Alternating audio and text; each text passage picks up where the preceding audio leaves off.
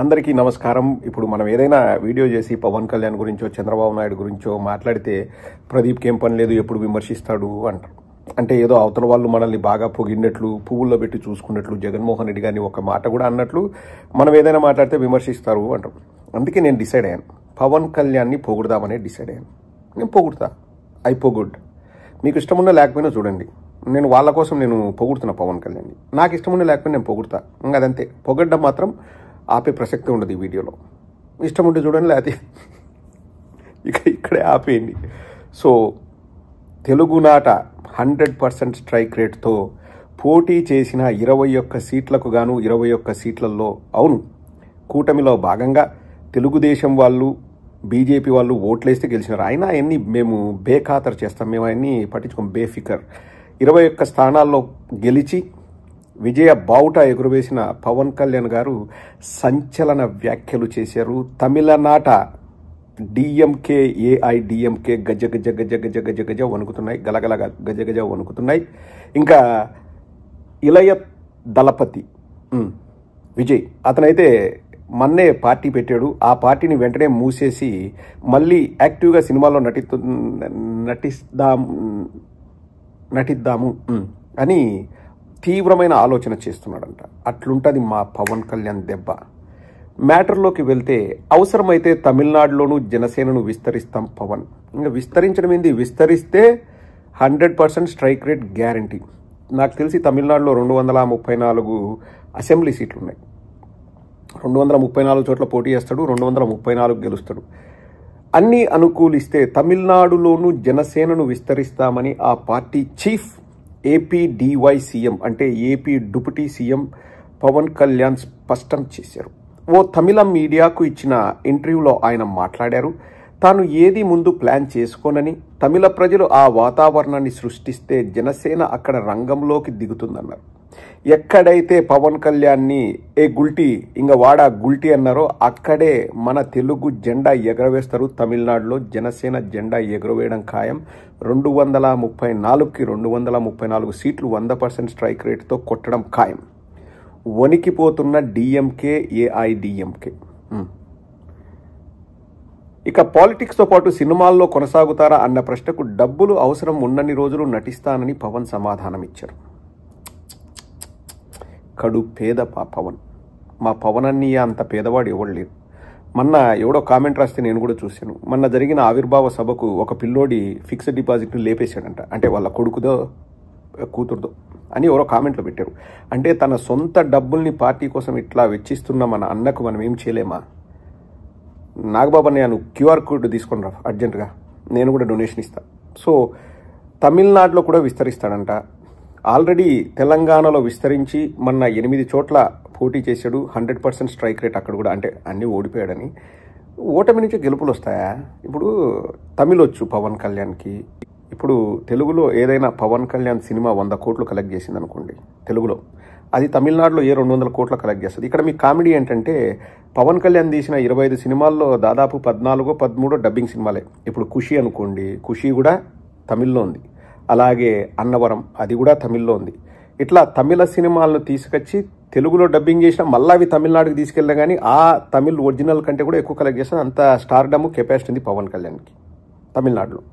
కొడితే దిమ్మ తిరిగి మైండ్ బ్లాక్ అవుతుంది. ఇంకా అదే చెప్తున్నాను కదండి, స్టాలిన్ కానీ లేకపోతే ఏఐడిఎంకే వాళ్ళు కానీ ఇప్పుడు ఏం చేయాలని చెప్పేసి వాళ్ళంతా ఉమ్మడిగా కలిసి ప్రణాళిక రూపొందిస్తున్నారంట.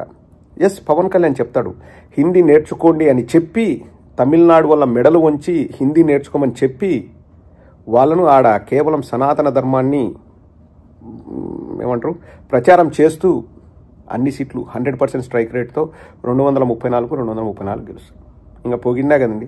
ఇంకెవడన్నా వచ్చేసి నువ్వు పవన్ కళ్యాణ్ని తిట్టినావు అని అంటే వద్దులే, ఇంకా నా నోటి నుంచి బూతులు ఎందుకు కానీ పొగిడా, విపరీతంగా పొగిడా. ఇప్పుడు ఒకవేళ తమిళనాడుకు వెళ్ళినా అక్కడ పొత్తు పెట్టుకుంటాడా అంటే అది మా నాయకుడి ఇష్టం. ఏం మాకు జెండాలు ఎత్తడం కొత్త కాదు. మేము ఏ జెండా అయినా ఎత్తుతాం, ఏ అజెండానైనా పట్టుకుంటాం. మేము 6 నెలలకు ఒకసారి మార్చుకుంటాం, అది మా స్టైల్. మీరు అడగడానికి 100% స్ట్రైక్ రేట్ ముఖ్యం. అన్ని సీట్లలో పోటీ చేస్తాడు మా బాస్. ఇప్పుడు ఎలా మేనేజ్ చేస్తాడు పార్టీని అంటే ఒక చక్కటి ఉదాహరణ చెప్తాను చూడండి. అసలు ఎంత డిసిప్లిన్, సిన్సియారిటీ ఉంటుంది మా బాస్ కంటే మీరందరూ కూడా షాక్ అవుతారు. మా పవన్ కళ్యాణ్ అన్నయ్య ఒక ఓపెన్ లెటర్ రాశాడు వాళ్ళకే. ఎంత స్ట్రిక్ట్ అంటే చదివి వినిపిస్తుంది చూడండి. ఎవరికి? శ్రీ మనుబోలు శ్రీనివాసరావు, సమన్వయకర్త, తిరువూరు నియోజకవర్గం, కృష్ణా జిల్లా. శ్రీనివాసరావు గారు నిన్న రాశాడు ఒక ఉత్తరం. మీరు పత్రికాముఖంగా మరియు సోషల్ మీడియా మాధ్యమాలలో తిరువూరు ఎమ్మెల్యే శ్రీ కొలికపూడి శ్రీనివాసరావు గారి వల్ల మీకు ప్రాణహాని ఉందని తీవ్రమైన ఆరోపణలు చేశారు. మీ ఆరోపణలకు ఆధారాలుంటే 48 గంటల వ్యవధిలో మంగళగిరి కేంద్ర కార్యాలయంలో సమర్పించగలరు. మీరు ఈ విధముగా పత్రికలకు బహిరంగ ప్రకటన చేయడం మన పార్టీ నియమావళి మరియు కూటమి ధర్మానికి విరుద్ధం. కావున మీ మీద క్రమశిక్షణ చర్యలు ఎందుకు తీసుకోకూడదో రాతపూర్వకంగా 48 గంటల లోపల మంగళగిరి కేంద్ర కార్యాలయంలో సమర్పించవలసినదిగా ఆదేశించడమైనది. Vemulapati Ajay Kumar, head conflict management, Janasena party. చూసారా? అన్ని బాధలు తను పడుతూ, తన కార్యకర్తలనే తాను తిట్టుకుంటూ, తన కార్యకర్తలనే తను బ్లేమ్ చేసుకుంటూ మా అన్నయ్య కూటమి ధర్మాన్ని పాటిస్తున్నాడు. ఎంత గొప్పోడు మా అన్నయ్య. అసలు ఇంకొకరైతే మనుబోలు శ్రీనివాసరావు ఏంది నువ్వు అట్లా భయపడుతున్నావా, ఎవడొస్తాడో చూసుకుందాం అని చెప్పేసి అవతల వాళ్ళని కేర్ఫుల్గా ఉండమని చెప్పేవాళ్ళు. కానీ పవన్ కళ్యాణ్ అన్నీ ఏంటంటే డిఫరెంట్. కూటమి ధర్మంలో భాగంగా తన కన్ను తను పొడుచుకోవడానికి కూడా రెడీ, కానీ అవతల వాళ్ళని ఒక పన్నెత్తి మాట అన్నాడు. అంత మంచోడు మా అన్నయ్య. ఇప్పుడు మా అన్నయ్య ఎలక్షన్స్ అయిపోయినప్పటి నుంచి బాగా బిజీ అయ్యి ఒక సనాతన ధర్మ ప్రచారకర్తగా మారినందుకు మాకందరికీ గర్వంగా ఉంది. ఇంతకుముందు చెగువేరా అన్నప్పుడు గర్వంగా ఉన్నది, ఇప్పుడు ప్రచారకర్త అయినందుకు కూడా మాకు చాలా గర్వంగా ఉంది. ఇప్పుడు ప్రజలు అనుకోవచ్చు, ఏంది ఈయన రాజకీయాల్లోకి వచ్చినాడు, సనాతన ధర్మం అది అంటాడు, పరిపాలన చేయడా, ప్రజలకు ఏదైనా మంచి చేయడా అంటే జరుగుతూ ఉంటాయి. మా అన్న బిజీగా ఉంటాడు. మా అన్న కేరళకు పోవాలా, మా అన్న తమిళనాడు పోవాలా, ఆడ పార్టీ విస్తరింపజేయాలా, వ్యాపింపజేయాలా. మా అన్న దొరకడు, మా అన్న బిజీగా ఉంటాడు. ఎవరో చూడండి, ఇదే కొసమెరుపు, నాకు కోపం వచ్చింది. ఎవడో చూడండి మా అన్న మీద కామెడీ చేస్తున్నాడు. ఒకసారి చూడండి, అది చూసిన తర్వాత నేను అతన్ని తీవ్రంగా ఖండించి మనం ముగించేద్దాం. నిజమైన అభిమాని కాదండి, నేను ఫస్ట్ ఏదో నిజమైన అభిమాని అనుకున్నా, కానీ మనలాగా నికార్సిన అభిమాని కాదు. ఏ గుడి దగ్గర ఎక్కడుంటావో చెప్తే, షెడ్యూల్ చెప్తే అప్పుడు ఆ గుడి దగ్గరికి వచ్చి మా సమస్యలు చెప్పుకుంటూ మా ఇష్టం వచ్చిన చోట తిరుగుతామే. మేము మోస్ట్లీ హైదరాబాద్లో ఉంటాం, లేకపోతే కేరళ, తమిళనాడు. మీరు వస్తారా? మీరు రాగలరా? మీకు ఆ కెపాసిటీ ఉందా? మేము అక్కడ విస్తరిస్తున్నాం పార్టీని. ఈడ మీరు ఆల్రెడీ ఓటేసినారు, నాకు 100% స్ట్రైక్ రేట్ ఉంది, మీ పుట్టగోసిగాలు మీరు ఓటేస్తే నాకు ఎంత వేగో. మేము పట్టించుకోమా మీ ప్రాబ్లమ్స్, మేము ఎందుకు పట్టించుకుంటాం? కావాలంటే మా కాన్ఫ్లిక్ట్ టీంకి లెటర్ రాయండి, వాళ్ళు మళ్ళీ లెటర్ రాస్తారు, అంతే. వాడికి అయిపోయింది, కాన్ఫ్లిక్ట్ అయిపోయినట్టే. ఇట్లా ఉలేబడినారనుకో మర్యాద ఉండదు చెప్తున్నా. ఇప్పుడు నెక్స్ట్ మేము రష్యాలో, అమెరికాలో, యూకేలో అక్కడ కూడా విస్తరించాలని చూస్తాం మా పార్టీని. మాకు 100% స్ట్రైక్ రేట్ ఉంది. ఇప్పుడు తెలుగుదేశం బతికిందన్నా, మా బాస్ చెప్పినాడు, మీరు వినలే?